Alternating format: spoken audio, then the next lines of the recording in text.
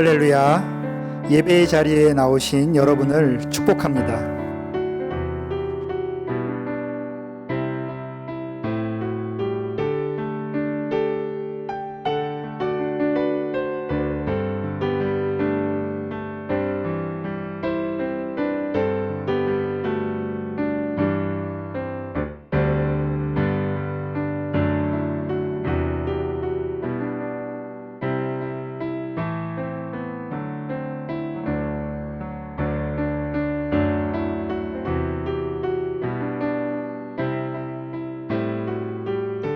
나는 전능하신 아버지 하나님, 천지의 창조주를 믿습니다.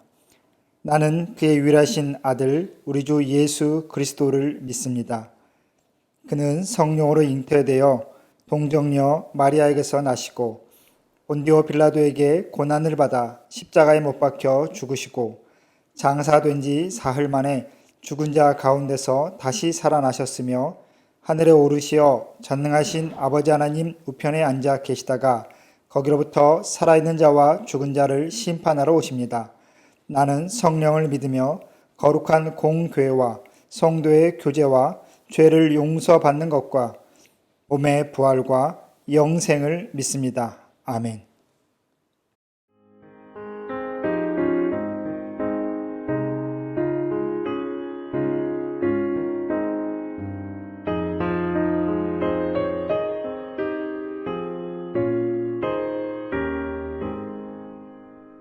시온의 영광이 빛나는 아침, 어둠 달이 땅이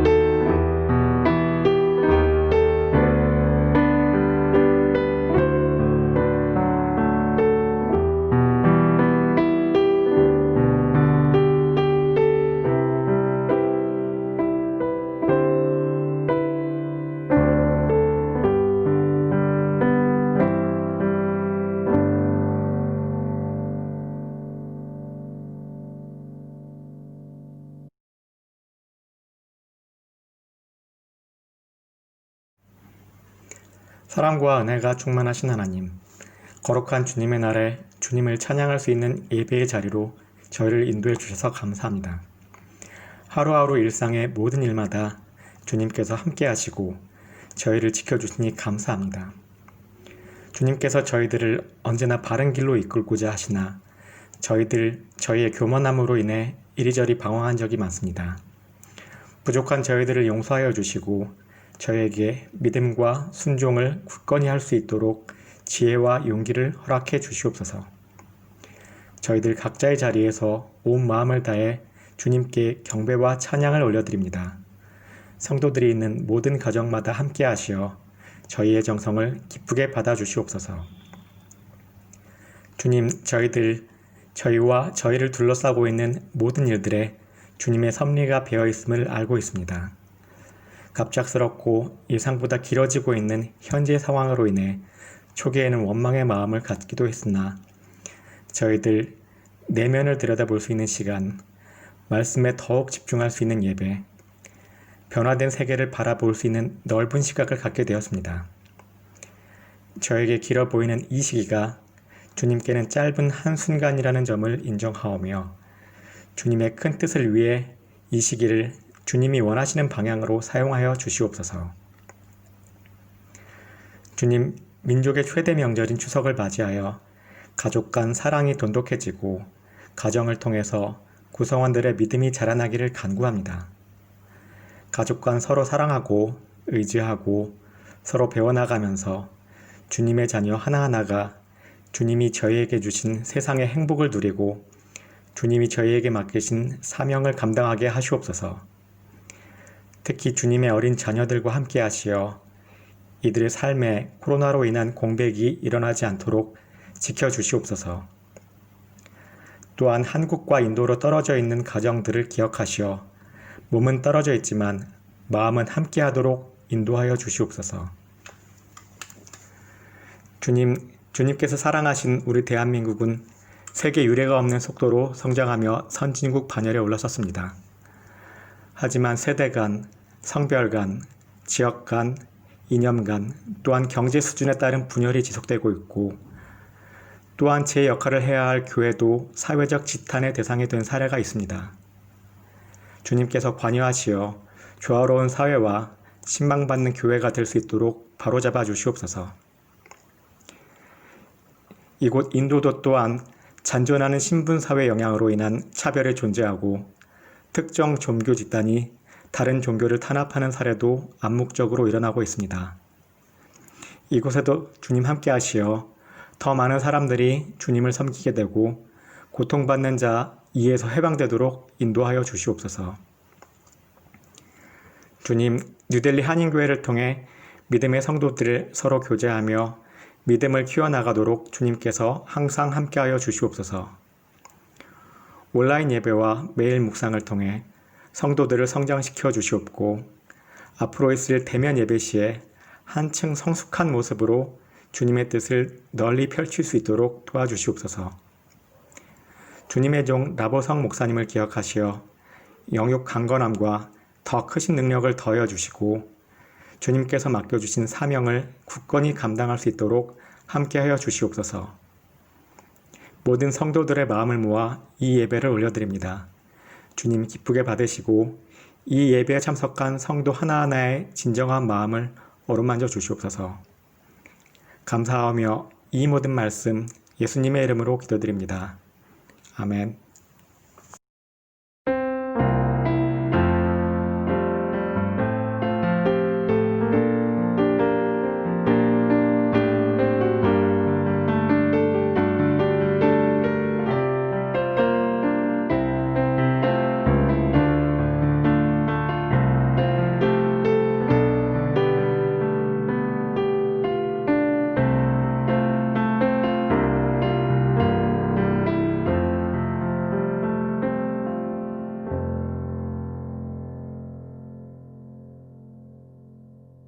할렐루야.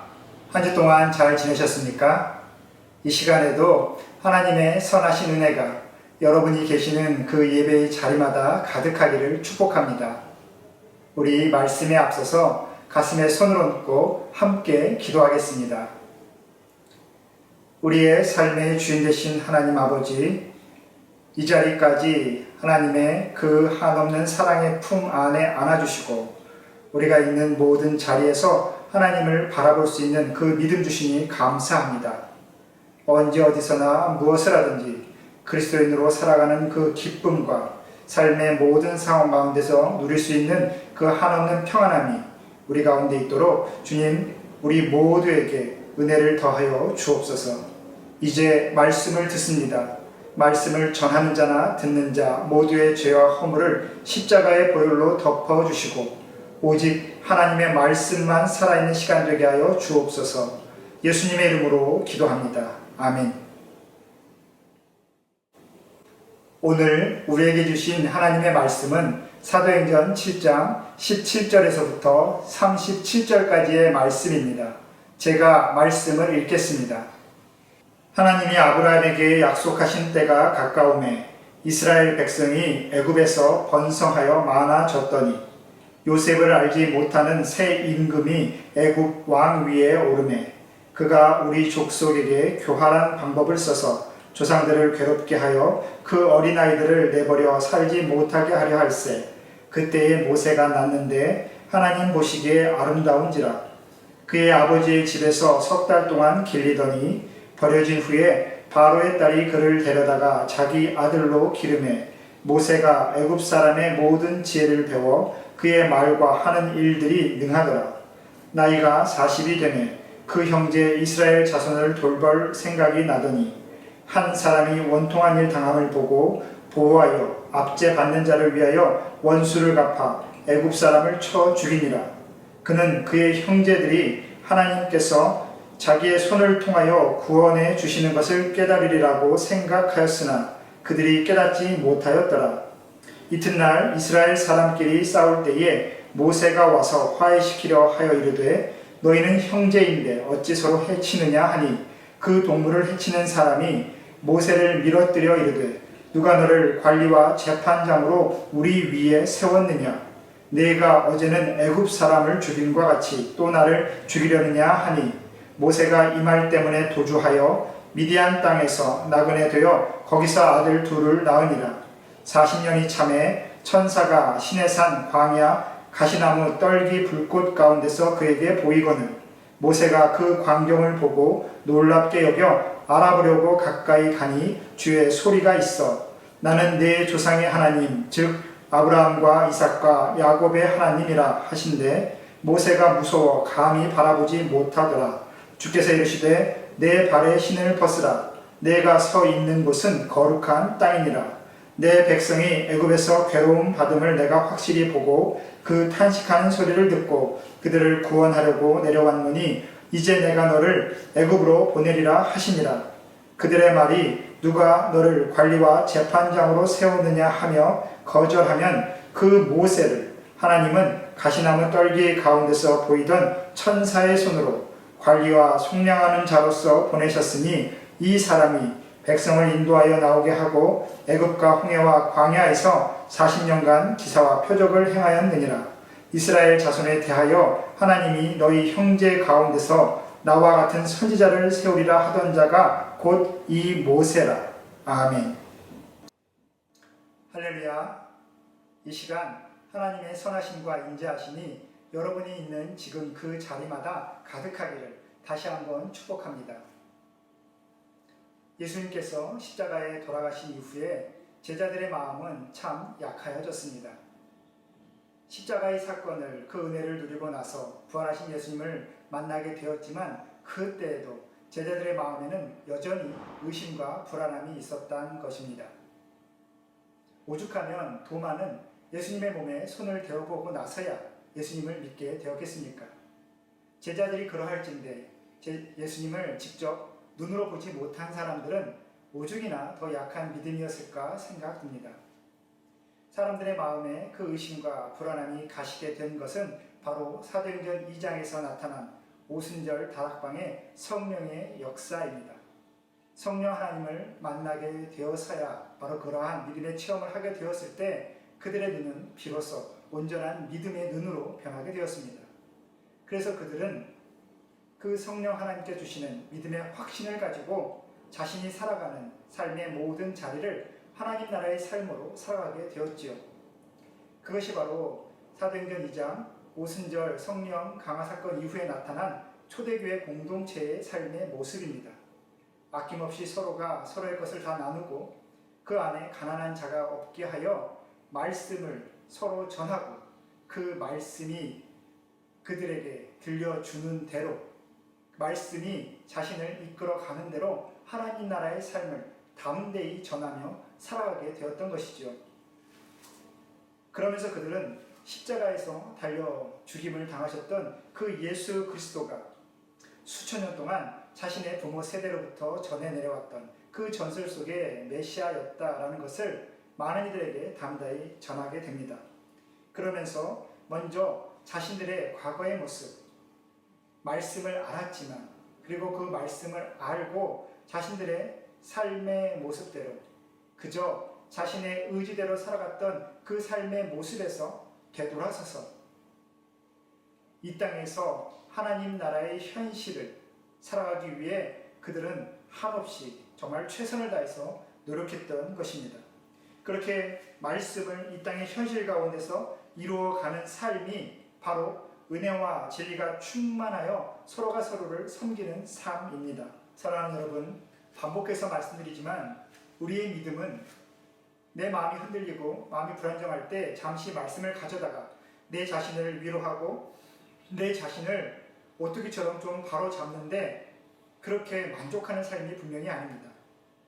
하나님의 말씀이 내 안에 경험되어지고 그리고 그 말씀이 이 땅의 현실 가운데 이루어져 가는 것을 우리가 믿음으로 보게 되면서 그 삶을 사모하게 되는 것, 그리고 살아가고자 그 믿음의 현실을 살아가고자 정말 성심으로 노력하게 되는 것, 그것이 정말 중요한 믿음의 삶이다라는 것입니다.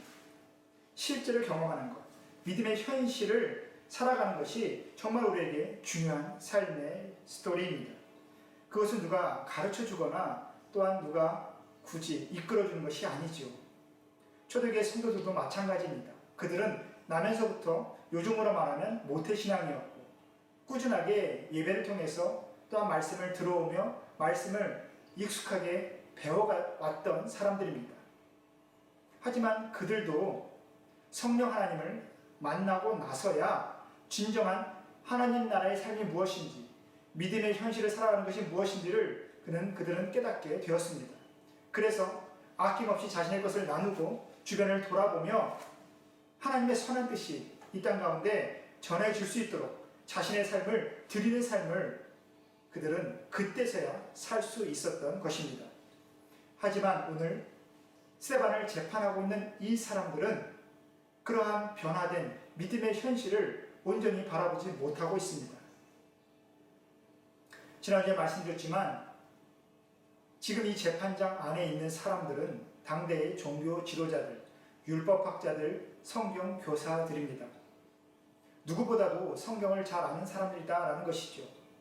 하지만 그들은 여전히 나 중심의 삶, 내가 하나님 나라의 중심으로서 내 의지대로 이 땅에서 하나님 나라의 삶을 표현하고 그렇게 나타내는데 만족하고 있었습니다. 진정으로 하나님께서 바라시는 그 믿음의 현실인지를 그들은 깨닫지 못했다는 것이죠. 왜 그렇습니까? 바로 오늘 스데반이 전하는 것처럼 그들은 예수 그리스도의 십자가의 은혜를 깨닫지 못하고 받아들이지 못하고 성령 하나님의 그 임재를 체험하지 못했기 때문에 그렇습니다. 여러분, 말씀을 아는 것과 실제로 사는 것은 이렇게 차이가 있습니다. 같은 시대를 살고 있어도 하나님을, 살아계신 하나님을 온전히 바라보지 못하고 하나님께서 이 땅의 역사 가운데 일하고 계심을 깨닫지 못하는 것, 그것이 바로 온전한 믿음의 현실을 살아가지 못하는 사람들의 모습입니다. 사도행전 7장에서 스데반이 전하는 이 말씀의 중심은 바로 당신들의 믿음을 다른 어떠한 도구를 통해서 증거하고 변호하지 말라라는 것입니다. 내가 하나님의 선택받은 민족이고 하나님의 구원의 역사 가운데 있는 사람이라는 것을 눈에 보이는 예루살렘 성전을 들먹이고 또한 부모 대대로 내려온 그 율법책을 들이대면서 내가 이러저러한 것들이 있기 때문에 내가 특별한 사람이다, 내가 선택받은 하나님의 사람이다 라고 그렇게 살아가지 말라라고 말하고 있습니다. 예수님의 말씀이 이 땅 가운데 실제로 이루어지고 있는 이 현실을, 성령 하나님의 인재를 경험한 예수 그리스도의 진정한 제자들이 만들어가는 이 땅의 그 현실을 너희가 믿음으로 보기를 원한다라는 그 간절한 마음이 오늘 사도행전 7장에 담겨 있습니다. 여러분, 믿음의 증거는 외부에서 찾는 것이 아닙니다. 어떠한 조건으로 우리의 믿음이 온전함을 증거할 수 있는 것이 분명히 아니다라는 것이죠. 내가 어떠한 교회를 다녔고 어떠한 말씀 공부를 했고 내가 모태신앙이고 이런 것들이 나의 구원의 은혜를 설명해 줄 수 없는 것이다 라는 말씀을 저도 동일하게 드리고 싶습니다. 여러분, 우리의 구원의 그 은혜는, 믿는 자가 누리는 그 복은 다른 것이 아니라 내 자신이 하나님의 말씀이 이루어져가는 이 땅의 현실 가운데 있다라는 그 확신에서 나오는 것이죠. 여러분, 하나님께서 함께 하시고 하나님께서 일하고 계시는 이 땅의 역사를 볼 수 있는 그 믿음이 나에게 있느냐 없느냐라는 것이 정말 중요한 문제입니다.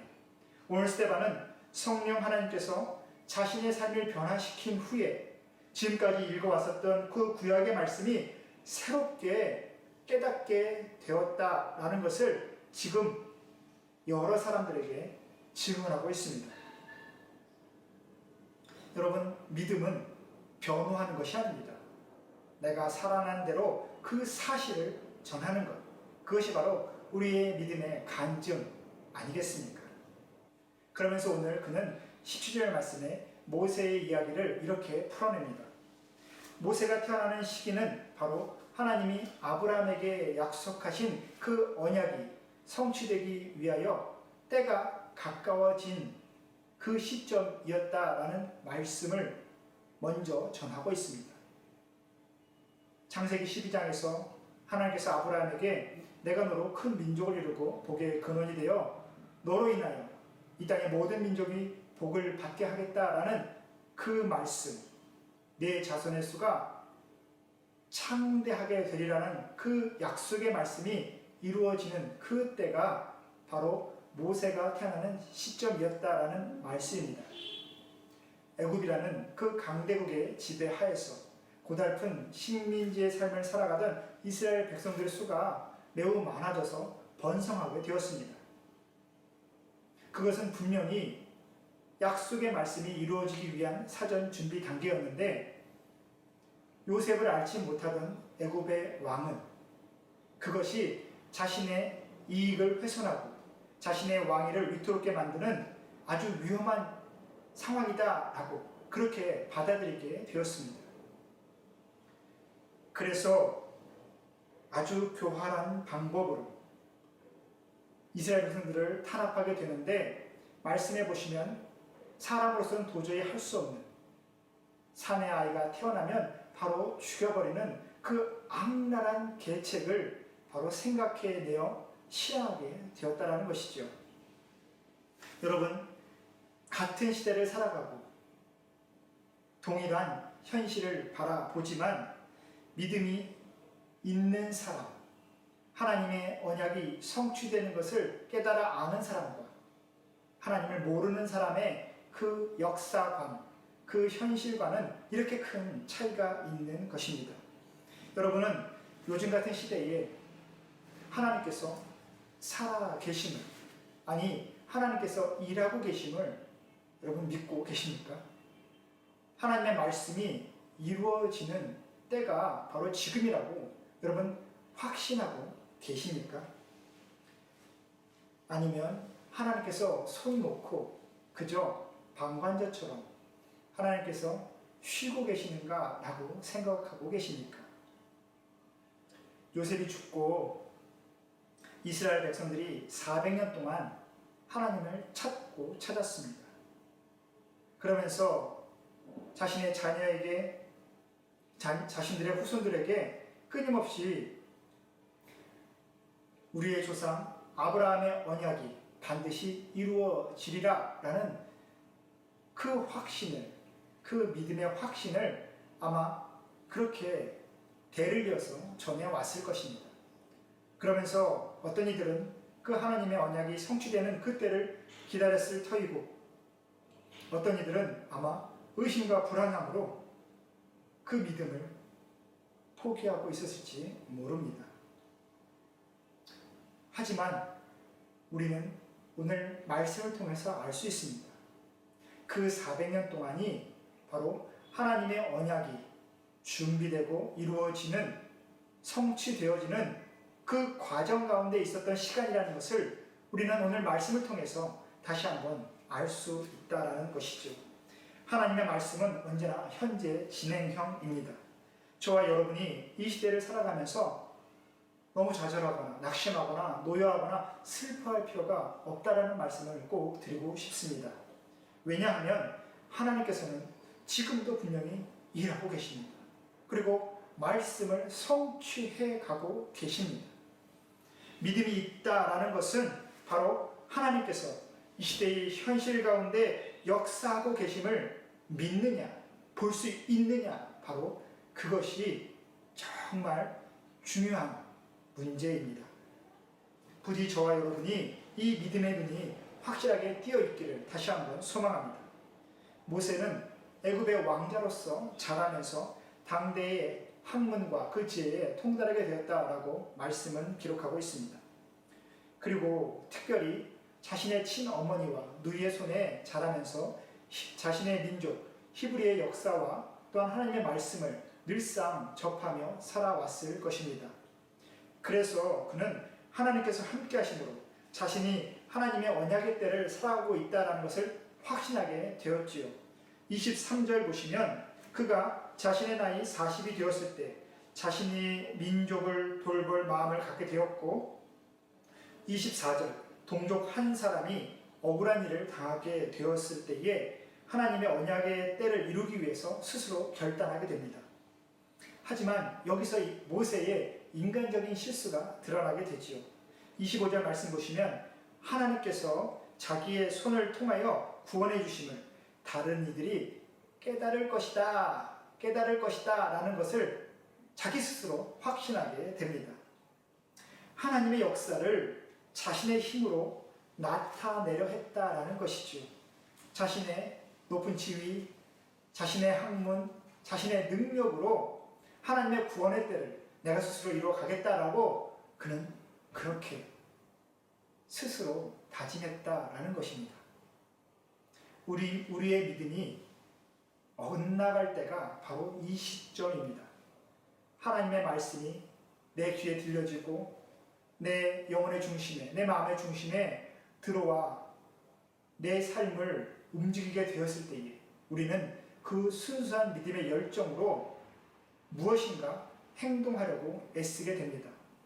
그러면서 나의 가족과 또 가까운 지인과 또 내가 있는 자리에서 말씀이 이루어지는 역사를 나의 노력으로 이루어 보겠다라고 힘쓰게 되지요. 물론 믿음의 순수한 열정이 무언가 아주 잘못된 죄는 분명히 아닙니다. 다만 우리가 주목해야 될 점은 나의 손에 하나님의 능력을 갖다 쓰려고, 나의 의지대로 쓰려고 그렇게 노력하고 있는가, 아니면 하나님께서 일하시는 그 때와 장소를 내가 온전히 분별하기 위해서 끊임없이 하나님께 물어가며 기도하며 그 말씀의 자리를 떠나지 않고 있느냐. 그것이 바로 우리의 믿음이 결실을 맺어가는 아주 중요한 시점이 될 것입니다. 여러분, 필요한 것은 믿음의 성숙함이지요. 나의 의지로, 나의 능력으로 하나님의 약속의 말씀을 내가 이루어가는 것이 아니다라는 것이죠. 지금 이 순간에도 약속의 말씀을, 믿음의 현실을 이끌어 가시는 그 하나님께서 나를 부르시는 그 음성에 내가 순종할 수 있는 준비가 되었느냐, 그것이 정말 중요한 문제입니다. 어떻게, 무엇을 위해서, 언제 어떠한 모습으로 그렇게 살아가길 원하시는지, 그때를 분별하기 위한 그 성숙함, 그 성숙함이 우리에게 있어야 되고, 또한 오늘 이 말씀에 모세에게도 필요한 것이었습니다. 그래서 모세는 그때에 광야로 쫓겨가게 되고, 광야에서의 그 40년의 세월 동안 하나님의 만지심을 통하여 그는 성숙해져 가게 됩니다. 그리고 40여 년이 흘러서 그의 나이 80세가 되었을 때 비로소 하나님께서 하나님 나라의 그 현실 속으로, 일상으로 부르시는 그 음성을 그는 듣게 되지요. 모세가 하나님의 부르심을 받는 그 광경을 한번 말씀을 통해서 좀 더 살펴보겠습니다. 33절의 말씀에서 하나님의 거룩한 땅에 서게 되는 모세는 먼저 신을 벗고 자신의 맨발로 그 거룩한 땅에 서게 됩니다. 늘상 다녔던 일상적인 공간인데 그 땅이 하나님의 임재로 인하여 거룩한 땅으로 변한 것을 그는 경험했다라는 것이죠. 하나님의 나라는 우리의 현실과 떨어져 있는 것이 아닙니다. 중요한 것은 나의 일상에, 나의 이 삶의 자리에, 이 현실에 하나님이 존재하시느냐, 하나님께서 임재하시냐에 따라서 이곳이 세상이 되기도 하고 하나님의 나라가 되기도 한다는 것을 우리가 믿음으로 깨닫느냐가 정말 중요한 문제인 것이죠.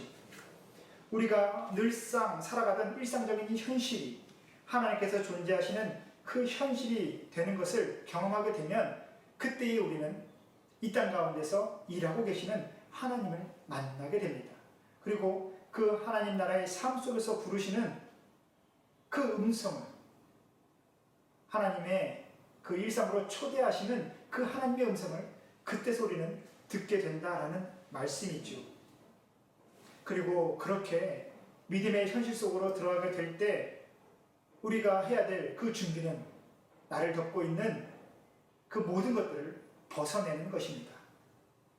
모세가 자신의 신을 벗듯이 이 땅의 삶의 모든 자리에서 하나님을 만나기 위한 다른 그 무언가가 하나도 없도록 바로 태초의 상태, 그 날것의 상태가 되었을 때 우리는 비로소 그 하나님의 거룩한 땅에 설 수 있게 되는 것입니다.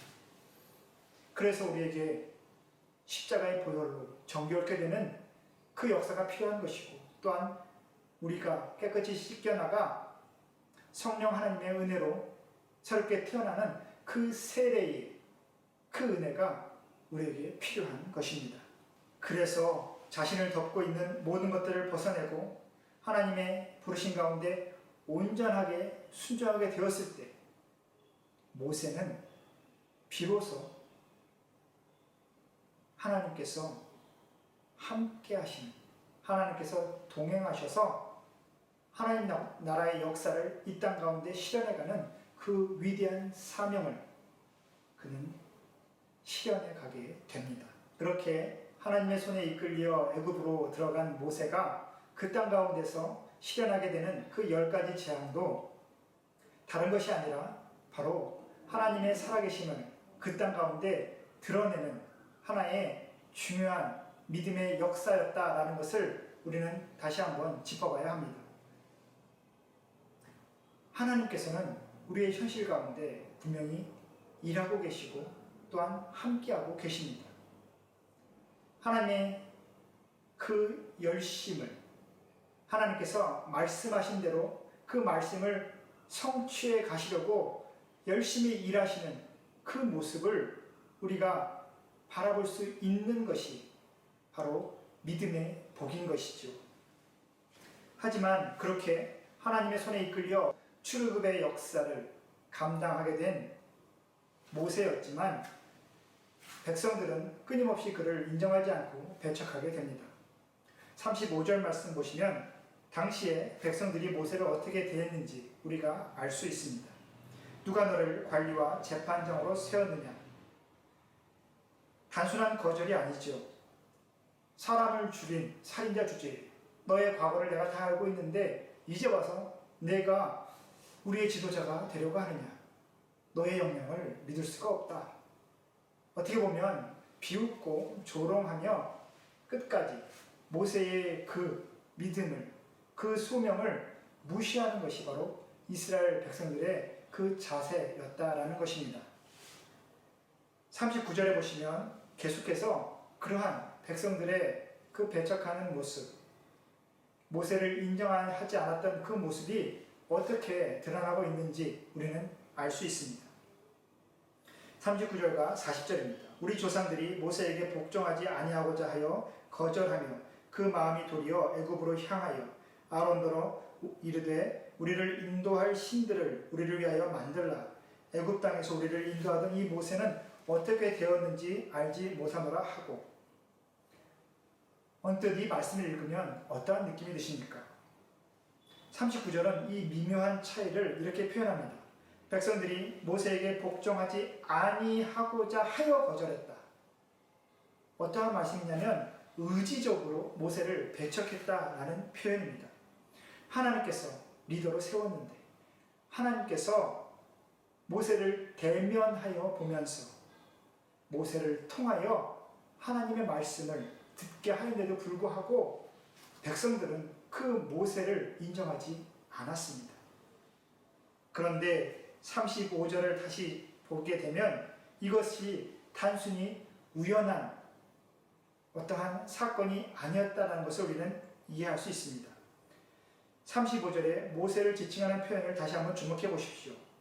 일단 모세 앞에 뭔가 내용을 한정하고 강조하는 그라는 표현이 추가되어 있습니다. 그 모세, 이렇게 기록되어 있다는 말씀이죠. 사람들이 이러저러하다라고 그렇게 세상적으로 판단하는 그 모세를 하나님이 택하시고 보내셔서 쓰임받게 하셨다라고 그렇게 표현합니다. 이 구절을 헬라어 번역으로 그 의미를 좀 더 깊게 살펴보면 이렇습니다. 당시의 백성들은 모세를 관리와 재판장이라고 인간적인 어떠한 지위를 통해서 그 의미를 한정시키고 있지만 하나님께서는 모세를 관리와 속량하는 자, 민족을 해방시키는 자라고 높여서 모세를 인정하고 있다라는 말씀입니다. 그렇게 하나님께서 인정하신 사람을 자신의 판단으로, 자신의 현실적인 그 이해와 자신의 의지로 거절하고 배척했던 것이 바로 우리의 조상들, 그 출애굽의 이스라엘 백성들이었다라고 스데반은 오늘 역설하고 있습니다. 그러면서 스데반이 전하고자 하는 의미는 정말 간결하지요. 그렇게 하나님의 사람을 거절하여 광야로 내쫓고 끊임없이 배척했던 그 이스라엘 백성들, 우리 조상들의 모습이 바로 우리 안에 있음을 깨달아야 한다라는 것입니다. 믿음이 예루살렘 성전과 율법책으로 대변할 수 없고 어떠한 세상적인 조건으로 우리의 믿음이 규정되는 것이 아니라 진정한 믿음은 말씀이 이루어져 가는 그 현실 속에서 하나님의 손을 바라보고 하나님께서 일하심을 정말 볼 수 있느냐가 정말 중요한 것이다. 그렇기 때문에 예수님의 그 십자가 이후에 우리에게 선물로 주신 그 성령 하나님을 경험해라. 그리고 새롭게 말씀이 이루어져 가는 그 실제의 믿음을, 살아있는 믿음을 우리가 가져야 된다. 그것이 바로 스데반이 오늘 이 구절을 통해서 전하고자 하는 바입니다. 39절에 보시면 모세를 거절하던 백성들의 마음이 애굽으로 다시 향하고 있다라고 표현하고 있습니다. 기껏 핍박과 고난으로부터 건져내어서 노예에게 자유를 주었음에도 불구하고 삶의 소소한 고달픔과 눈에 보이는 그 어려움에 마음이 흔들려서 진정한 자유, 진정한 복이 무엇인지도 알지 못한 채 과거에 익숙했던 그 잘못된 모습으로 돌아가고자 했던 것이 바로 그 백성들의 마음이었다라는 것입니다. 조금만 불편함이 있으면, 삶이 어려워지면 하나님을 원망하고 예배의 자리를 떠나고 마음이 상처받았다고 해서 모든 성도님들과 연락을 끊어내고 혼자 세상 가운데 나아가 자신의 마음을 위로하고 만족할 그 무언가를 찾아가는 모습, 그것이 바로 우리의 모습이고 오늘 모세를 배척했던 이스라엘 백성들의 모습입니다. 눈에 보이지 않는 하나님의 말씀과 그 하나님의 판단에만 주목해야 하는데 늘 눈에 보이는 것만 따라가고자 급급한 이스라엘 백성들이 기어코 한 일이 무엇인지 아십니까? 출애굽기 32장 보시면 모든 백성들이 자신이 가지고 있던 금과 은과 폐물들을 다 모아다가 금송아지를 만들게 됩니다. 눈에 보이는 무언가 화려한 것, 내가 마음을 두고 의지할 만한 어떠한 든든한 것을 스스로 만들어내는 것, 그것이 바로 인간의 악한 본성이다라는 것이죠. 그리고 기껏 하는 것이 그렇게 금송아지를 만들어 놓고 그 앞에서 잔치를 벌이고 기뻐 춤추는 것, 그것이 바로 이스라엘 백성들이 했던 일입니다. 결국 죄와 사망의 법 아래에 있는 약한, 아니 악한 인간의 모습, 그 현실의 모습이 계속해서 말씀을 통해 우리에게 보여주고 있는 것입니다. 여러분, 우리는 어디에서 우리의 만족을, 우리의 위로를 얻으려고 노력하고 있을까요? 지금까지 쌓아온 우리의 재산, 지위, 내가 가진 삶의 모든 기반들, 그것들이 조금이라도 흔들리고 불편해지고 내가 예상치 못한 그 현실적인 모습이 보여지게 되면 우리는 곧장 교회를 떠나고 말씀을 떠나고 예배의 자리를 떠나며 무언가 의지할 만한 세상적인 대상을 찾아 이 땅의 애국을 향해 우리는 그렇게 나아가고 있지는 않습니까? 사실 정말 두려운 것은 이러한 현실적인 우리의 대응이 아니라 바로 하나님의 대응입니다. 하나님께서 어떻게 하시는지가, 우리를 어떻게 대하시는지가 정말 무섭고 두려운 일이다라는 것이죠. 오늘 본문 42절 보시면 어떻게 기록되어 있을까요? 그러한 이스라엘 백성들을 보시면서 하나님께서 하셨던 행동은 바로 외면하시는 것이었습니다. 그 외면의 결과가 무엇인지 아십니까? 바로 하늘의 군대 섬기는 일에 그냥 내버려 두셨다라는 것입니다. 성경에 그 주석 각 주에 보시면 나와 있지만 하늘의 군대라는 표현은 바로 하늘의 해와 달과 별, 그 당시에 사람들이 섬기던 우상을 의미하고 있습니다. 이것은 정말 충격적인 일이죠. 하나님께서 그렇게 우리 인간들이 우상을 섬기는 일에 그냥 빠져 있는 것을 외면하고 내버려 두시는 것이 바로 하나님께서 대응하셨던 모습이다라는 말씀입니다. 여러분, 모세와 함께 출애굽한 이스라엘 백성들이 어떠한 사람들이었습니까?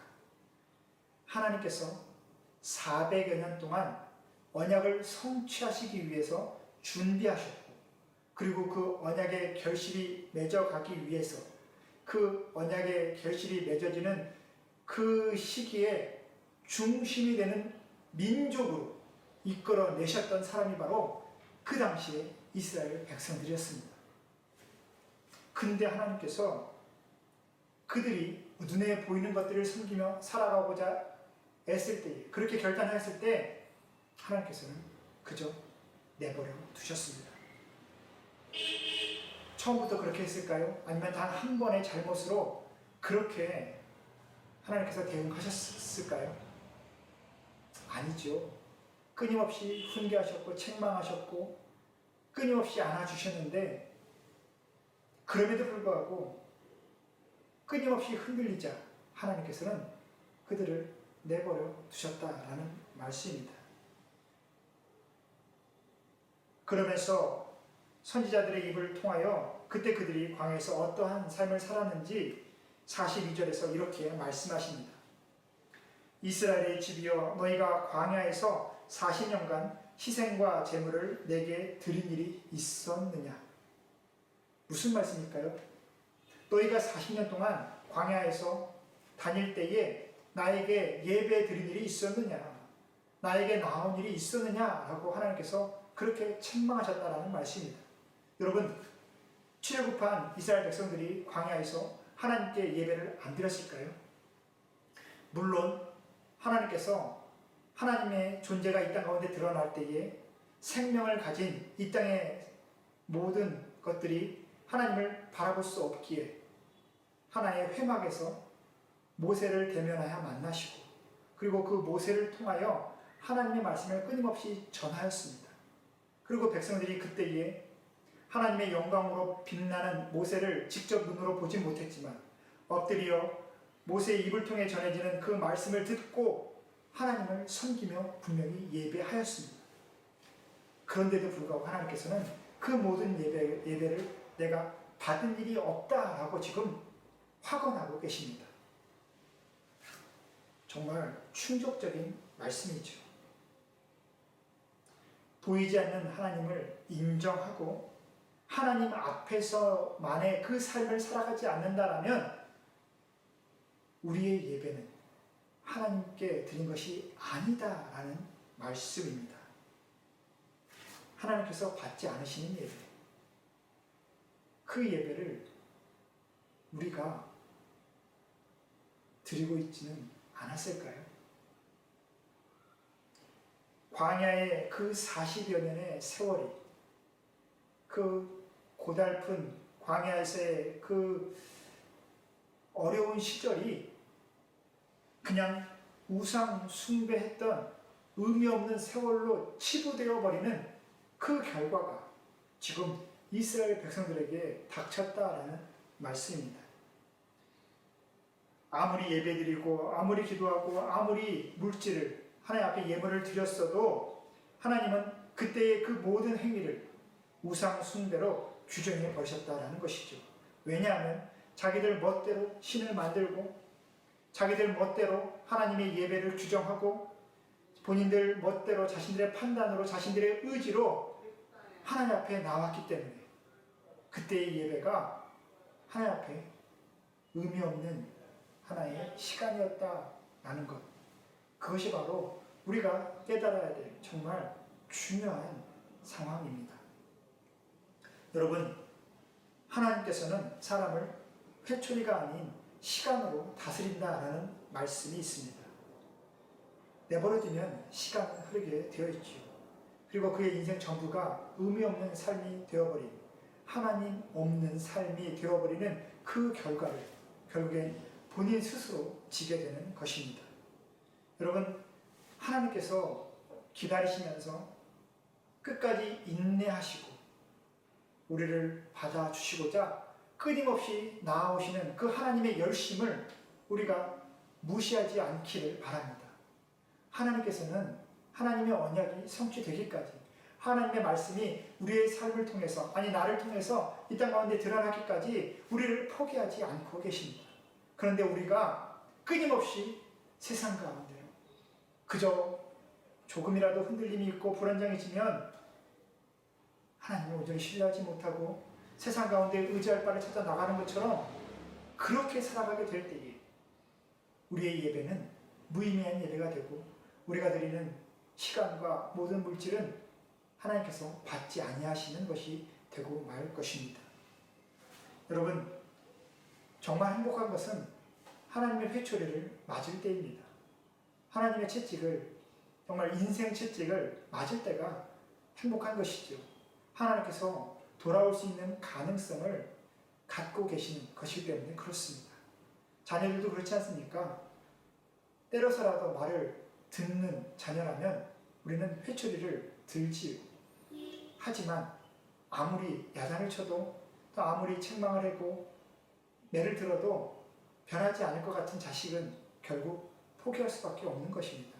너무나 안타깝지만, 너무나 마음이 아프지만 도저히 변화되지 않는 그 삶을 어떻게 그 부모가 책임질 수 있겠습니까? 여러분, 출애굽한 이 광야에서만 이 사건이 있었다, 이러한 결과가 있었다라고 그렇게 여기는 그러한 어리석음은 우리 안에 없기를 바랍니다. 여러분, 이후에 이스라엘 역사 가운데 유다가 망하고 말라기 이후 세례 요한의 시대까지 또 400여 년의 시간이 흐르게 됩니다. 그때에도 하나님께서는 침묵하시죠. 여러분, 그 400년, 그때도 하나님께서는 외면하셨던 것일까요? 이 말씀을 준비하면서 그렇게 묵상하게 됩니다.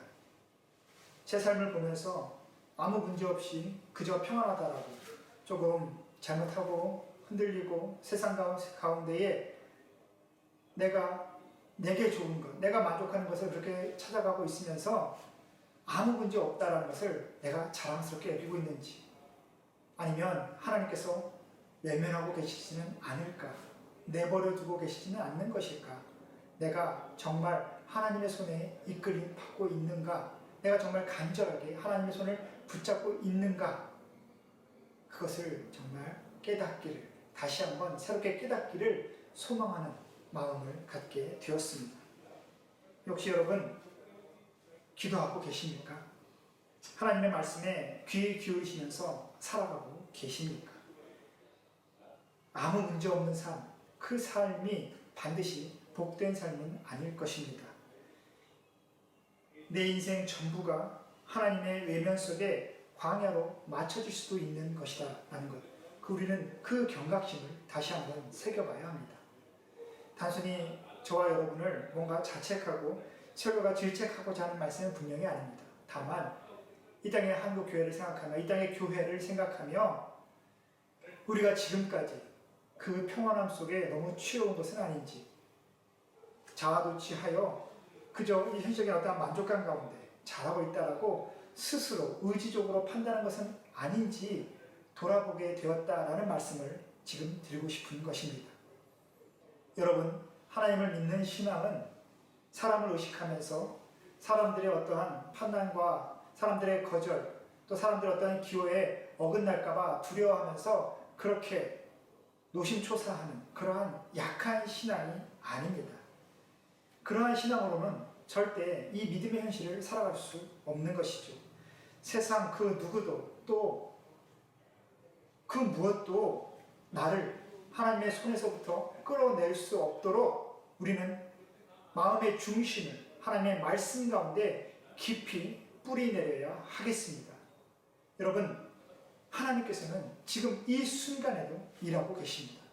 하나님께서는 지금 이 자리에도 분명히 임하여 계십니다. 여러분이 계시는 모든 자리마다 하나님께서 임재하고 계신 것이죠. 근데 그곳에 하나님의 임재가 드러나게 되면 그 자리가 거룩한 땅이 되는 것이고, 여러분이 끝까지 그 하나님의 임재를 경험하지 못하면 여러분의 만족을 위한 그 세상의 일상적인 공간이 될 수밖에 없는 것이 바로 우리의 현실인 것입니다. 오직 내가 하나님의 판단 앞에 서리라, 오직 하나님의 말씀을 따라 하나님께서 인정하시는 그 삶을 살아내리라, 다시 한번 결단하는 우리 모두가 되기를 소망합니다. 여러분, 그렇게 살아갔으면 좋겠습니다. 저는 이번 한 주 동안 우리 성도님들을 위하여 이렇게 기도하려고 합니다. 우리 성도님들 모두 하나님의 시간을 살아가며 하나님께서 준비하시고 예비하신 그 삶의 자리에 자신의 삶의 장막을 펴고 그곳에서 하나님의 마음에 합한 일들을 감당하면서 살아가실 수 있기를 저는 축복하며 기도하겠습니다. 여러분, 우리의 모든 자리가 하나님의 기쁨이 되고 또 나에게는 은혜가 되는 자리가 되기를 다시 한번 축복하며 기도합니다. 우리 함께 기도하시겠습니다. 우리의 생명의 주인 되신 하나님 아버지, 우리의 모든 삶의 자리마다 함께 하여 주시고 우리가 믿음의 눈으로 하나님께서 이 땅에 역사하고 계심을 보게 하여 주시니 감사합니다. 이 땅의 모든 역사 가운데 하나님께서 이끌어 가시는 하나님 나라의 그 일상으로 우리의 삶이 온전히 들어가도록 인도하여 주시고 하나님의 약속의 말씀이 이루어지는 그 현실을 우리가 살아낼 수 있도록 주님 붙잡아 주옵소서. 하나님의 시간 속에서 하나님의 주권 아래에 머물며 하나님께서 기뻐하시는 삶이 우리의 삶의 자리마다 임하도록 우리의 믿음을 온전히 붙잡아 주시옵소서. 이번 한 주 동안도 하나님의 은혜 안에 머물기를 간절히 소망하며 예수님의 이름으로 기도합니다. 아멘.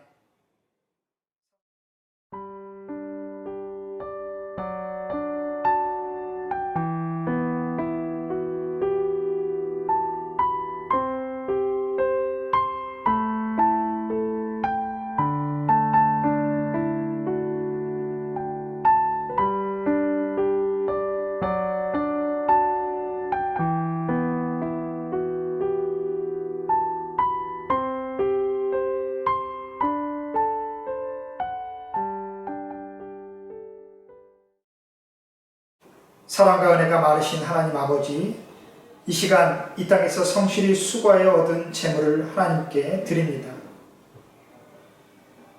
우리의 봉헌에 담긴 감사와 소원을 온전히 받아주시고 우리의 믿음의 기도가 하나님의 뜻 가운데 이루어지는 그 은혜를 이 시간 충만히 경험하게 하여 주옵소서. 이 예물이 쓰이는 곳마다 하나님 나라의 역사가 풍성히 펼쳐지게 하여 주시고 이 땅의 모든 영혼이 하나님을 알게 되는데 귀하게 쓸 수 있도록 주님 도와 주옵소서. 예수님의 이름으로 기도합니다. 아멘.